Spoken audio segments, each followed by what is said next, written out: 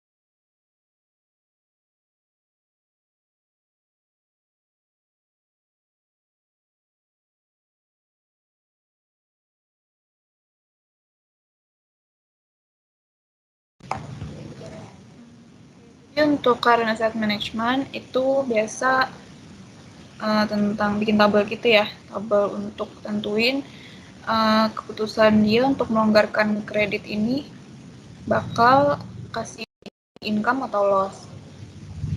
Di sini perusahaannya itu PT Andalan Permata, penjualannya 20.000 unit dan perusahaan ingin meningkatkan penjualannya sebesar 15%. Harga jualnya 300.000 dan variable cost-nya 200.000. Terus rencananya itu pelonggaran kredit tadinya 15 hari jadi 30 hari dan bad debt expense-nya akan meningkat dari 5% menjadi 10%. Terus tingkat pengembaliannya untuk investasi sejenis 10%. Dan yang ditanya itu apakah kebijakan pelonggaran akan layak dilaksanakan di perusahaan. Jadi untuk ini catat dulu ya, ini informasi paling pentingnya. Jadi kalau kerjain tuh udah nggak lihat-lihat lagi, langsung udah diringkes gitu informasinya. Sekarang untuk penjualan sebelum standar baru, dia berhasil mencapai 20.000 unit. Terus jadi katanya diharapkan dengan pelonggaran standar kredit ini bakal menambah penjualan sebesar 15%. Jadi dapat 3.000 dari 20.000 dikali 15%. Habis itu harga jualnya 300.000 dan variable cost-nya 200.000 per unit. Terus budget expense-nya yang propose-nya itu 10%, tadinya 5% diharapkan bakal jadi diestimasikan bakal jadi 10%.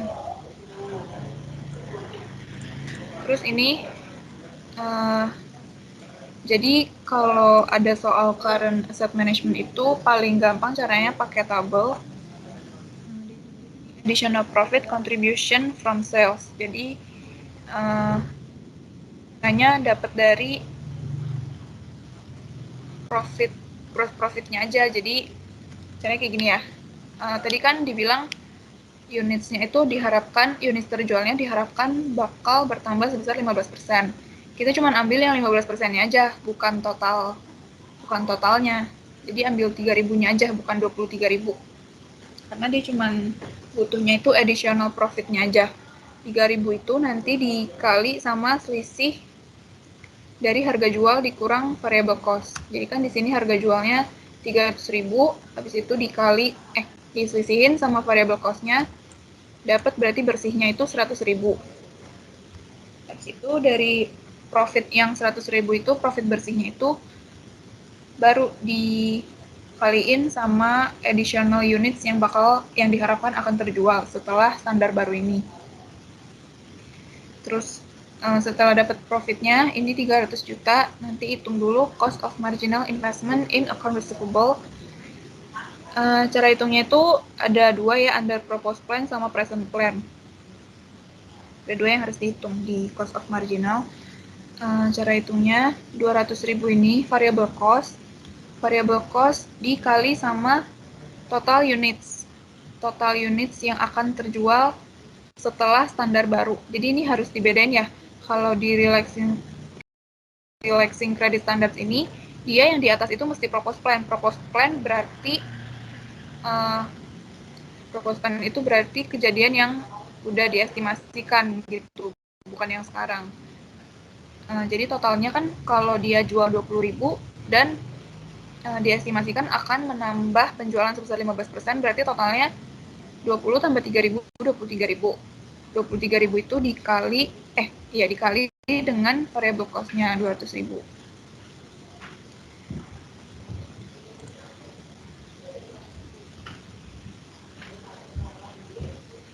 Terus dibagi sama 12. 12 itu nanti lihat asumsi di soalnya. Di sini kan kalau di sini tuh soalnya nih ya, dari 15 menjadi 30 hari. Nah, karena kita hitungnya yang propose, berarti ambil yang 30 harinya. Di sini asumsi 1 tahun itu 360 hari dibagi 30 hari. Jadi nanti average return untuk bukan average return, rata-rata ARD itu bakal kembali itu adalah 12.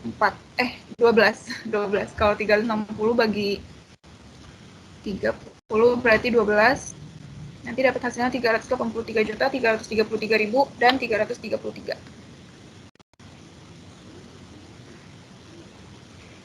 Untuk average investment under present plan, cara ngitungnya sama, cuman angkanya mesti diperhatiin ya biar nggak salah. Jadi propose plan sama present plan itu biasanya sih yang beda itu di units dan berapa harinya untuk account receivable-nya itu dibayar. Kalau di sini dia kan bilang 15 hari. Jadi 360 itu dibagi dulu sama 15 hari, nanti bakal dapat hasilnya 24. Ini 24 yang kita masukin di sini, 24-nya. Habis itu 24 itu jadi sebagai pembagi ya nanti.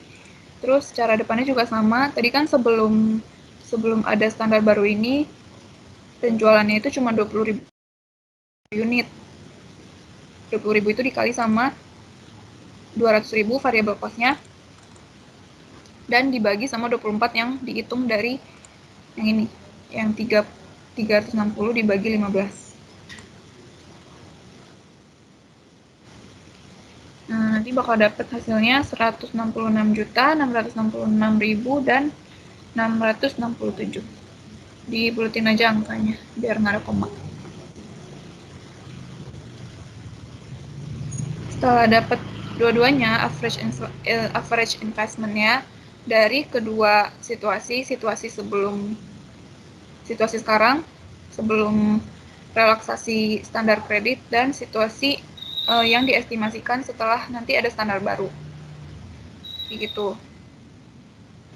Terus setelah dapat nanti ini diselisihin yang under proposed plan sama present plan. Selisihin bakal dapat hasilnya 216.666.000 dan 667. Dari 200-an juta ini nanti dikali sama 10%. Nih, karena dia bilang sebagai informasi tambahan menawarkan tiket pengembalian sebesar 10%.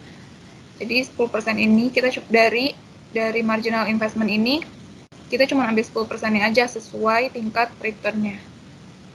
Sampai cost of marginal ada yang mau ditanyain nggak?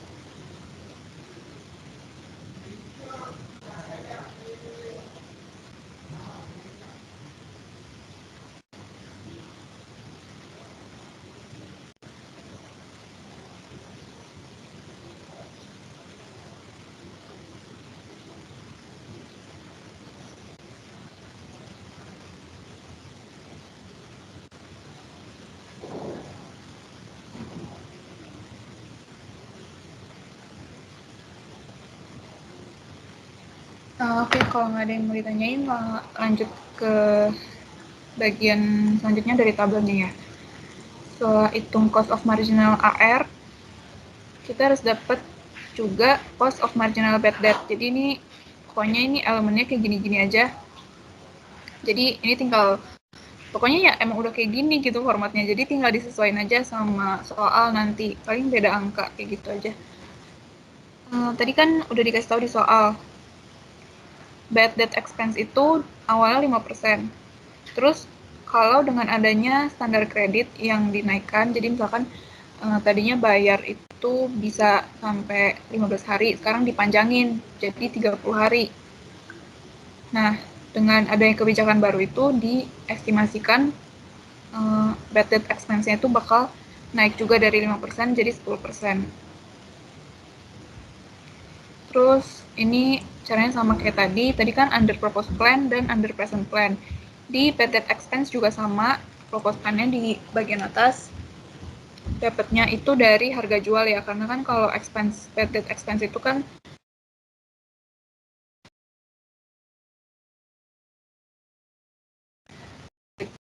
lagi kalau piutang itu kan pasti hitungnya dari harga jual kita gitu.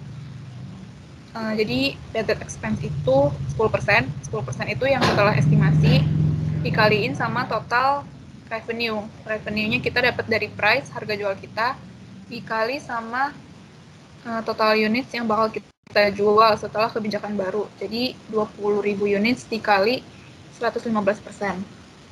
Dapat 23.000 ini nanti dikali sama 300.000 harga jual. Dan hasilnya dikali 10% untuk dapat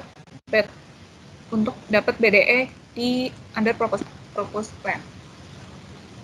Setelah itu untuk BDE under present plan caranya juga sama, harga jual, tapi ini bedanya di units ya. Jadi harga jual tetap sama 300.000, tapi unitsnya yang present plan itu sebelum diadakan kebijakan baru itu kan kita cuma bisa jual sampai 20.000 unit. Nah, jadi angka 20.000 unit itu yang dipakai dan dikaliin sama harga jualnya 300.000. Dapat sales revenue-nya. Sales revenue-nya itu dari semua sales revenue diperkirakan BDE-nya itu 5%. Jadi kita ambil 5% dari sales revenue-nya, nanti dapat hasilnya. Terus PDE dari kedua plans ini 690 juta dikurang nanti bakal 490 juta. 490 juta ini nanti bakal dikurangin sama profitnya gitu. Jadi jangan sampai salah penulisan angkanya yang di sebelah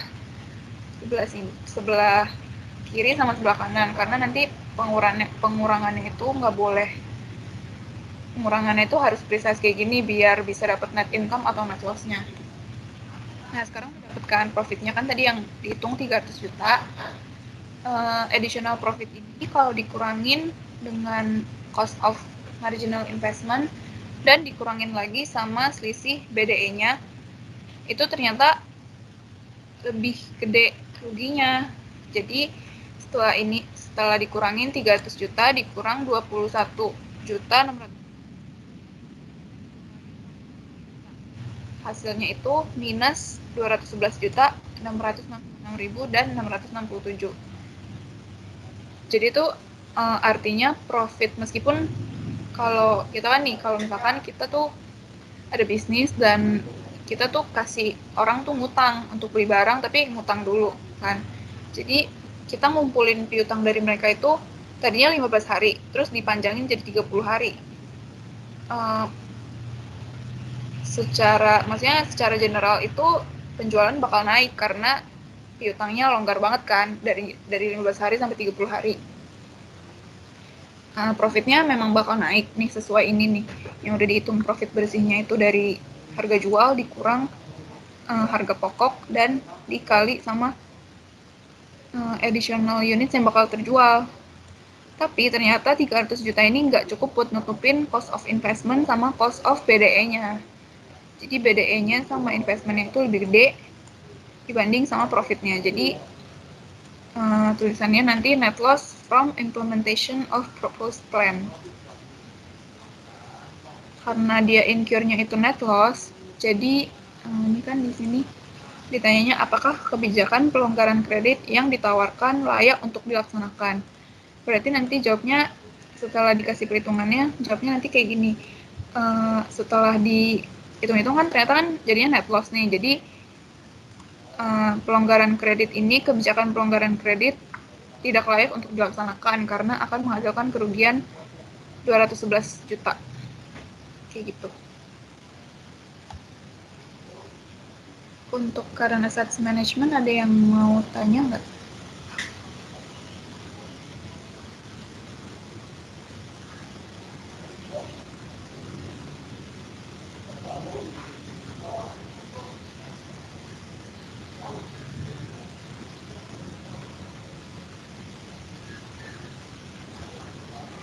Ci, aku mau nanya dong.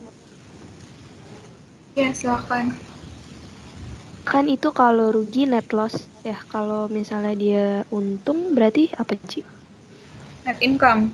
Kalau misalkan dia untung, jadi additional profit-nya itu lebih gede, bisa nutupin marginal investment dan marginal BDE-nya, dia bakal jadi net income.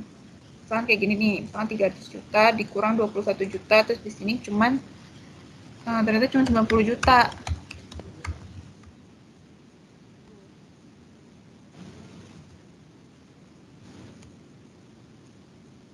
Ini kan dia misalkan kayak gini ya, misalkan BDE-nya tuh kecil, cuma 90 juta. Nanti dia bakal dapat profitnya itu 188 juta. Kayak gitu. Jadi nanti tulisnya di sini net income from implementation of proposed plan. Keputusannya nanti beda lagi karena dia profit, berarti keputusan untuk pelonggaran kebijakan untuk pelonggaran kredit ini layak dilaksanakan karena akan menghasilkan profit sebesar sekian 188 juta. Jelas? Oke, thank you, Ci. Ya, jelas.